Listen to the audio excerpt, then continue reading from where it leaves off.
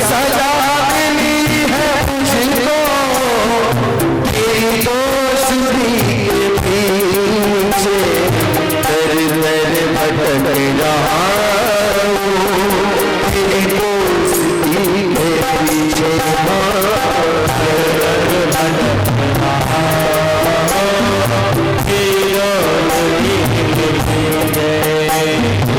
मैं गरीब हूँ तो क्या है, दीनों के नाम तुम हो, मैं गरीब हूँ तो क्या है, दीनों के नाम तुम हो, मैं गरीब हूँ तो क्या है, दीनों के नाम तुम हो, मैं गरीब हूँ तो क्या है,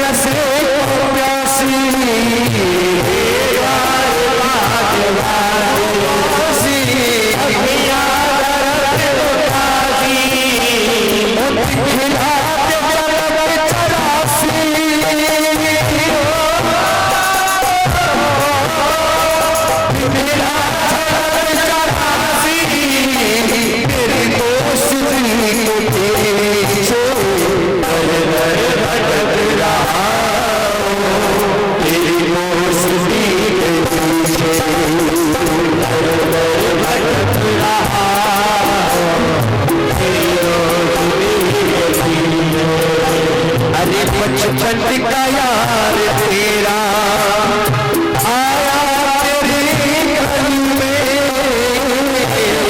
का यार तेरा आया तेरी गली में, बचपन का यार तेरा आया तेरी गली में, बचपन का यार तेरा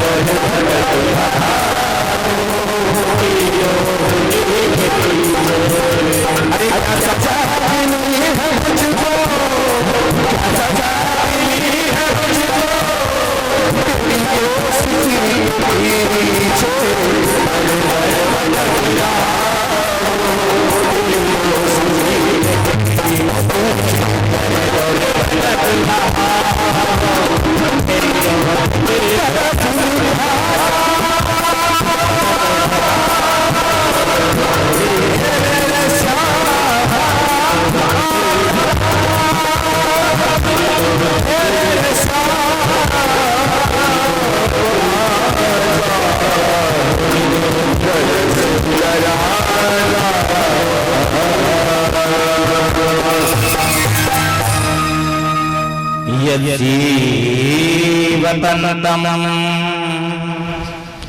यज्ञानुलब्धि।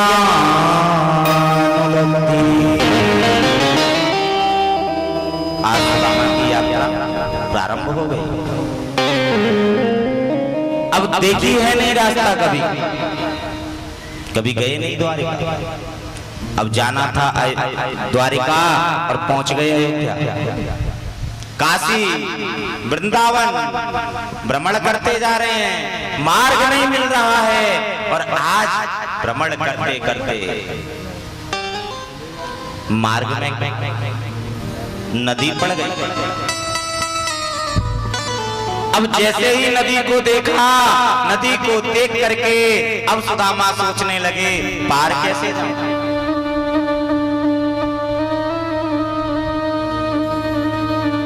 भगवान ने देखा सुदामा आ तो रहा है, लेकिन बीच में नदी पड़ गई, पार कैसे करेगा।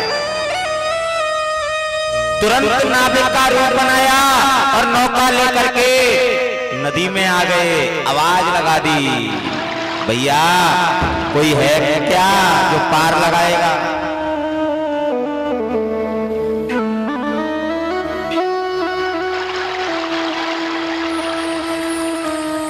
कोई पार जाने वाला है क्या। सुदामा बोले भैया हम पार जाएंगे, हमें ले चलोगे। बोले हाँ हाँ ले चलेंगे, पर ये बताओ तुम पार लगाई में हमें कुछ दोगे कि ऐसे ही फ्री में पार लगाओगे। क्योंकि पार लगाने के बाद कुछ देना पड़ता है। बोले भैया तू बिना दिए पार लगाएगा नहीं, और हम पे देने के लिए कुछ है नहीं, हम पार जाएंगे ही नहीं, हमें नहीं जाना। बोले भैया तुम्हारे पास कुछ तो होगा। बोले मेरे पास कुछ नहीं है, मेरे पास तो गोविंद का नाम है, अगर मेरे साथ ले सकते हो तो ले लो। अच्छा तुम भगवान के भक्त हो। अरे भगवान के भक्तों को तो हम बिना लिए ही पार कर देते हैं, बैठो। भगवान ने सुदामा को बिठा लिया और नैया बड़े प्रेम से चला रहे हैं, सुदामा की तरफ देख रहे हैं और मुस्कुरा रहे हैं। सुदामा तू आज भी नहीं बदला, वैसा का वैसा ही है। और पूछ लिया भैया तुम कहां जा रहे हो। बोले हम द्वारका जा रहे हैं, और द्वारिका के जो राजा है ना द्वारिकाधीश, वो हमारे मित्र हैं। जैसे ही इतना सुना नाविक मुस्कुराया, देखो बदन पे नहीं है लगता, और आप चले कलकत्ता, फटे पुराने कपड़ा, और भगवान श्री कृष्ण के मित्र। बोले भैया तुझे विश्वास नहीं होगा, लेकिन मैं सत्य कहता हूं वो हमारा मित्र है। भगवान मुस्कुराए, बोले वो तो तुम जैसों का ही मित्र होता है, हमें विश्वास है, पर एक बात तो बताओ तुम्हारे पास कुछ तो होगा। बोले हाँ है ना, मेरे पास गरीबी है, मेरे घर में गरीबी व्याप्त है। अच्छा तो भगवान आप एक काम करो, पार उतराई में वो गरीबी ही दे दो। क्या तू गरीबी लेगा। बोले हाँ मुझे तो जो मिल जाए मैं तो वही ले लेता हूँ, तुम्हारे पास गरीबी है तो तुम मुझे गरीबी ही दे दो। संत कहते हैं कि भगवान ने सुदामा की गरीबी पार उतराई में ले ली।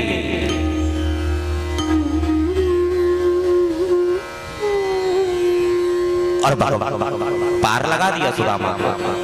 सुदामा ने पार उतर करके बड़े प्रेम के साथ आगे की यात्रा की, और यात्रा करके जैसे ही आगे पहुंचा, एक व्यक्ति से पूछा भैया अभी द्वारिका कितनी दूर है। बोले कितने दिन से यात्रा कर रहे हो। बोले यात्रा करते करते 6 महीने हो गए। बोले 6 महीने हो गए तो अभी 6 महीने और यात्रा करो, क्योंकि आपको देख करके ऐसा लगता है कि अभी आपको 6 महीने और लगेंगे द्वारिका पहुंचने में। सुदामा जी बोले कन्हैया हम तो पैदल चलते चलते थक गए, अब तेरे को बुलाना है तो हमको बुला ले, हम तो यहीं सोएंगे। माटी के डेल का तकिया लगाया, आधी धोती बिछाई और आधी ओढ़। धोती पहनने के फायदे, पैंट पहन के जाओ कहीं रात्रि में और धोती पहन के जाओ, सोना पड़ जाए, धोती वाला उतार के धोती आराम से लपेट के सोएगा, और पैंट वाला जेब में हाथ डाल करके खड़ा रहेगा। धोती कुर्ता हमारी वेशभूषा है और हमारी पहचान शिखा, सूत्र और सिंदूर से होती है। शिखा माने चोटी, सूत्र माने जनेऊ और सिंदूर माने तिलक। ये हमारी पहचान है। और हम क्या कहते हैं, चोटी रखना तो पंडितों के काम है, जनेऊ पहनना भी पंडितों के काम है, क्योंकि हम जात पात में बट हैं। और ग्रंथ कहते हैं, जात पात पूछे नहीं कोई, हरि को भजे सो हरि का कोई। क्या गंगा मैया में किसी ने जाति पूछी? क्या किसी मंदिर में, किसी भी मंदिर में, बड़े मंदिरों में जाति पूछी? फिर हम क्यों जाति में बट रहे हैं? हम क्यों विरोधाभास किए बैठे हैं? शिखा, सूत्र, सिंदूर से हमारी पहचान है और धोती कुर्ता हमारी वेशभूषा है। ईसाई आए पैंट शर्ट पहना गए, कोट पैंट पहना गए, मुगल आए कुर्ता पजामा पहना गए। हम भारतीयों की वेशभूषा तो धोती कुर्ता है और धोती कुर्ता पहनने में हमें शर्म आती है, तिलक लगाने में शर्म आती है, शिखा रखने में शर्म आती है, जनेऊ पहनने में शर्म आती है। इसीलिए तो हमारी संस्कृति नष्ट होती जा रही है। हमें अपनी संस्कृति को भी बचाना है, अपने संस्कारों को भी बचाना है। हमारी संस्कृति को, हमारे संस्कारों को नष्ट करने के प्रयास किए जा रहे हैं और हमें ऐसी ऐसी चीजें दिखाई जा रही हैं जिसका हमारी संस्कृति से कोई लेना देना नहीं है। हमारे यहाँ विवाह का प्रावधान है, तलाक का प्रावधान नहीं है और आज सबसे ज्यादा केस तलाक के ही चल रहे हैं। ऐसा क्यों? क्योंकि हम अपने संस्कारों से दूर जा रहे हैं।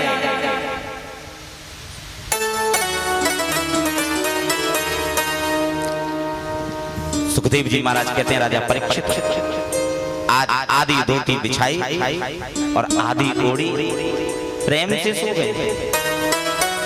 भगवान से कहा, प्रभु आधी रास्ता तो चल करके आ गया, अगर बुलाना है तो अब तू आगे अपनी यात्रा स्वयं करवा ले। भगवान ने गरुण से कहा, बोले जाओ जाकर के मेरे भक्त को ले आओ, मेरा मित्र आ रहा है, मार्ग में लेटा हुआ है। गरुण जी आए और अपना पंख लगाया, जैसे ही करवट बदला गरुण ने पंख पर ले लिया और लेकर के सोते हुए सुदामा को द्वारिका में लेटा दिया। नेत्र खुले तो जंगल में सो रहे थे, जब सोए तब जंगल में थे और जब नेत्र खुले तो अपने आप को द्वारिका में पाया और जैसे ही द्वारिका को देखा चकित रह गए। ये कौन सी नगरी है? चारों तरफ से आवाज आ रही थी, द्वारिकाधीश की, द्वारिकाधीश की। बोले भैया ये कौन सी नगरी है? अपने यहाँ नियम है, हर 4 कोस में वाणी और 3 कोस में पानी बदल जाता है। यहां बोलते हैं है, और गुजरात में है को बोलते हैं छह। सुदामा ने पूछा भैया ये कौन सी नगरी है? द्वारिकावासी बोले भैया ये द्वारिकापुरी छह। द्वारिकापुरी छह? क्या द्वारिकापुरी भी क्रम से है?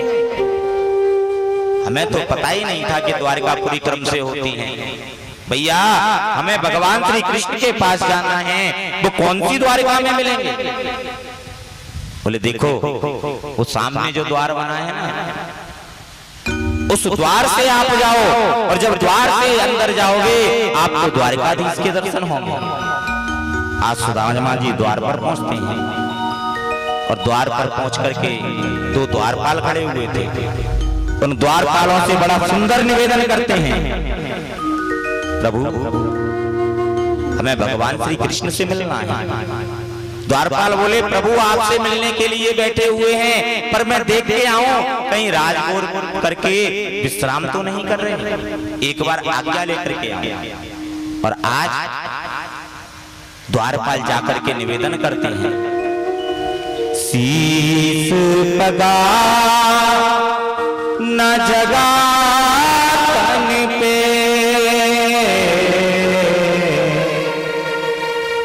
प्रभु जान को आई बसोती ग्रामा।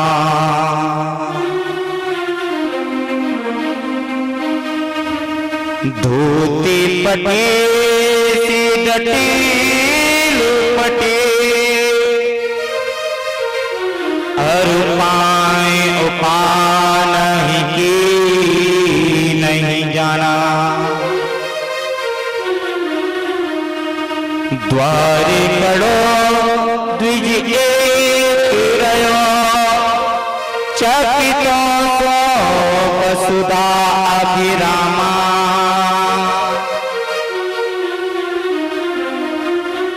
पूछत दीन दयाल को नाम, बतावत आपन नाम सुदामा। प्रभु एक ब्राह्मण है, दुबला पतला है, फटी सी धोती है, टूटा सा लट है, न सर पे कोई पगड़ी है, एक फटी सी धोती पहन करके वो आपसे मिलने की आज्ञा मांग रहा है, और अपना नाम सुदामा बता रहा है। और जैसे ही सुदामा सुना, मेरे गोविंद खड़े होकर के नंगे पैर दौड़ने लगे। पीतांबर उड़ गया, मुकुट गिर गया। अब तो पूरी द्वारिका में हाहाकार मच गया, भैया कौन आया है? बोले कोई भगवान का मित्र है जिसका नाम सुदामा है, और सुदामा का नाम सुनते ही गोविंद दौड़ पड़े। ना तो मुकुट की परवाह है, ना ही खड़ाओं की परवाह है, ना ही पीतांबर की परवाह है। 7 जोड़ी पार करी।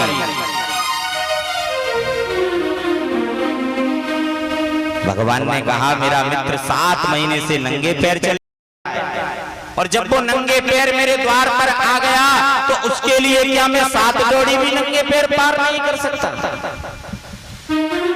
कहने का भाव, हमें एक बार उसके मार्ग पर पैर रखना है, बस संकल्प करना है कि हमें एक बार आपके दर्शन करने हैं। आगे का मार्ग तो वो स्वयं बना देता है, हमें बनाने की आवश्यकता नहीं पड़ती। हमें तो बस केवल संकल्प करना है। सुखदेव जी महाराज कहते हैं, सौनकादिक राजा परीक्षित, आज मेरे गोविंद ने पूरी प्रजा के सामने, सबके सामने सुदामा को गले लगा लिया, और इतना रोए कि आज पूरी द्वारिका की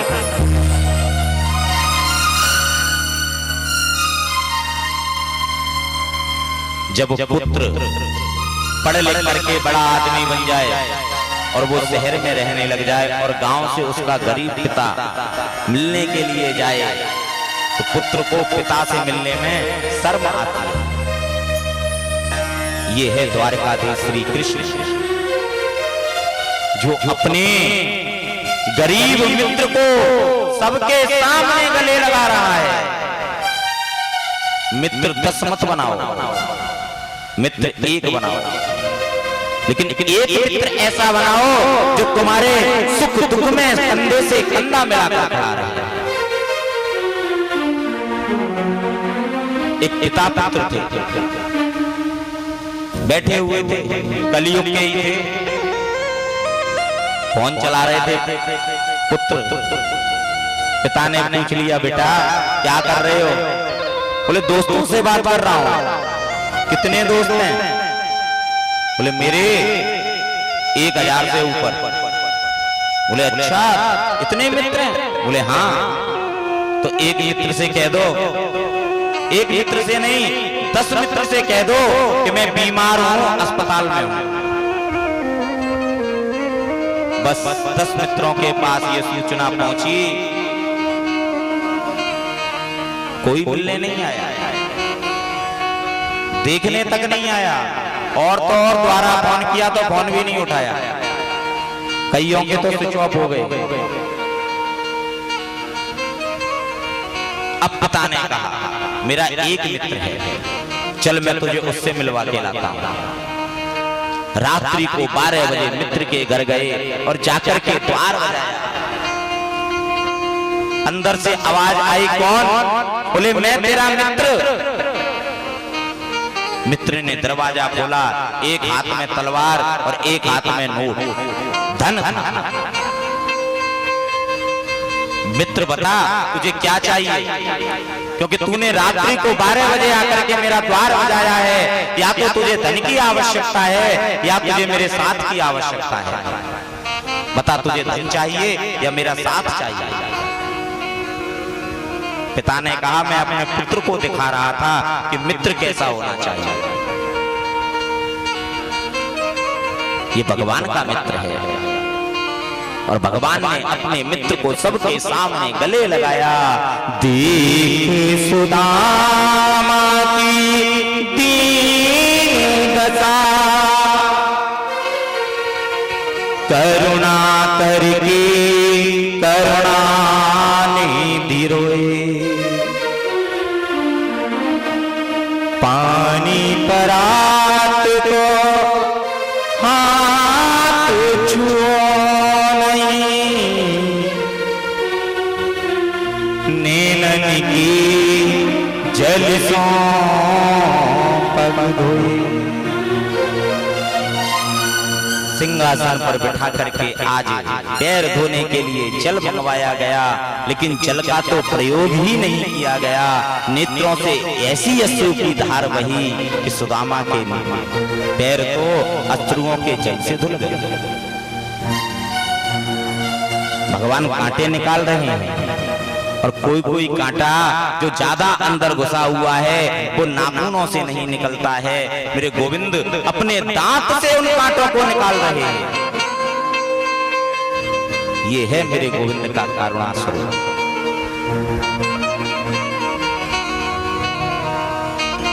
सुखदेव जी महाराज कहते हैं राजा परीक्षित, आज मेरे गोविंद ने अपनी पत्नियों से कहा आशीर्वाद ले लो। अब पत्नी आशीर्वाद ले रही हैं। मैं रुक्मिणी आपको प्रणाम करती हूँ, देवी सौभाग्यवती भव। मैं सत्यभामा आपको प्रणाम करती हूँ, देवी चिर सौभाग्यवती भव। मैं जामवंती आपको प्रणाम करती हूँ, देवी सौभाग्यवती भव। अब दुबला पतला ब्राह्मण भूखा प्यासा हाथ हिलाते हिलाते हाथ थक गया। कन्हैया जी को बुलाया, भैया यहाँ आइयो। बोले हाँ। बोले अपनी पत्नी को आशीर्वाद दिलवा देता, ये गांव की औरतें क्यों इकट्ठा कर ली? बोले भैया ये सब मेरी ही पत्नी है। इतनी? बोले हाँ। तो भैया इन सब की तरफ से तू ही आशीर्वाद ले लेना, मैं तुझको ही आशीर्वाद दे देता। कृष्ण के साथ वार्तालाप कर रहे हैं। 56 भोग आए। सुदामा बोला भैया ये 56 भोग काय को बनवाए? हमारा तो मन बस टिक्कड़ों में ही लगता तो ज्यादा बढ़िया था। 2 टिक्कड़ सवेरे 2 टिक्कड़ शाम को पाते हैं, भगवान का भजन करते हैं, बस और कहीं 56 भोग में मन लग गया तो 56 भोग ही ढूंढते फिरेंगे कि कहां से मिले कहां से मिले। इसलिए जो मिल रहा है उसी में ही संतुष्ट रहने दो। बोले अगर इसको भोग समझोगे तो इन भोगों में ही फंसोगे, और मेरा प्रसाद समझोगे तो कुछ नहीं होगा। भगवान का भोग लगा करके सुदामा ने 56 भोग पाए, और आज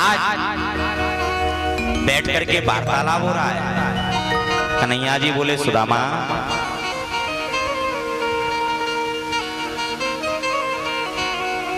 वहीं रहते हो या कहीं विवाह करके कहीं गृहस्थी बसाई?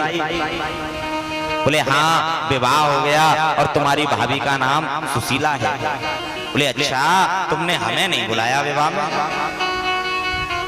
क्यों जी मेरा तो एक विवाह हुआ, चलो मैं बुलाना भूल गया, लेकिन तुम्हारे तो इतने विवाह हुए, एक आध में मित्र की याद नहीं आई? बोले याद कहाँ से आती, हम घर से तो खेलवे के ताई निकले और जब लौट करके आए तो भाभी तुम्हारी सिंग लेकर के आई। हमारे विवाह तो अचानक हो गए। पर तुम बताओ तुमने हमको नहीं बुलाया, भाभी को हमारे बारे में बताया कि नहीं बताया? बोले हाँ भाभी ने तो भेजा है तुम्हारे पास। बोले अच्छा जब भाभी ने भेजा है तो हमारे लिए कुछ प्रसाद भी भेजा होगा। अब सुदामा संकोच में पड़ गए। इतनी पत्नियां खड़ी हैं, मंत्री खड़े हैं, राजसी लोग खड़े हैं, इनके सामने वो पोटली कैसे निकाल के दूं? क्योंकि जब ये देखेंगे, देख करके क्या कहेंगे कि भगवान का मित्र आया इतनी दूर से और वो भी कच्चे चावल लेके।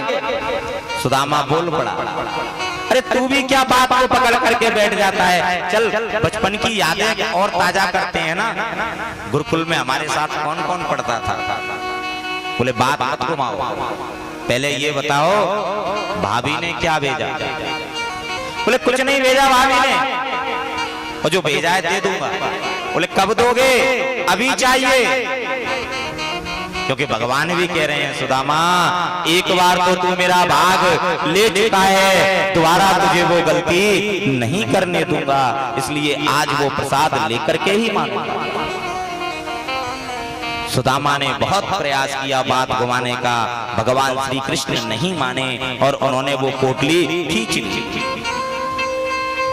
खींच करके पोटली खोली, पहली मुट्ठी ली, मुख में डाली, अनेन एक लोक की संपत्ति तुम्हें दे दी जाती है। दूसरी मुट्ठी ली, मुख में डाली, अनेन दूसरे लोक की मुट्ठी तुम्हें दे दी जाती है।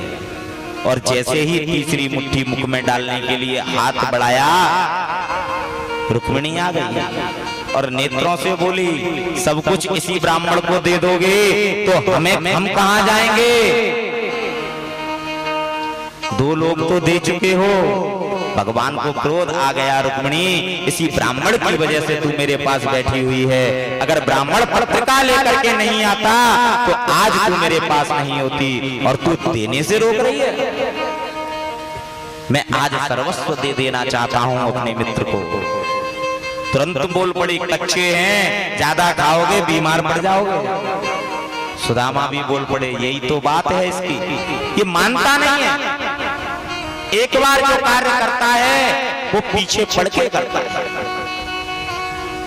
भगवान बोले जो देना था सो दे दिया। रात्रि भर बात हुई। प्रातःकाल सुदामा ने कहा भैया मैं जाना चाहता हूं। भगवान ने एक भी बार मना नहीं किया, बोले जाओ। सुदामा ने राजसी वस्त्र उतार दिए और वही फटी सी धोती, टूटा सा लट और फूटा सा कमंडल ले लिया, चलने लगे।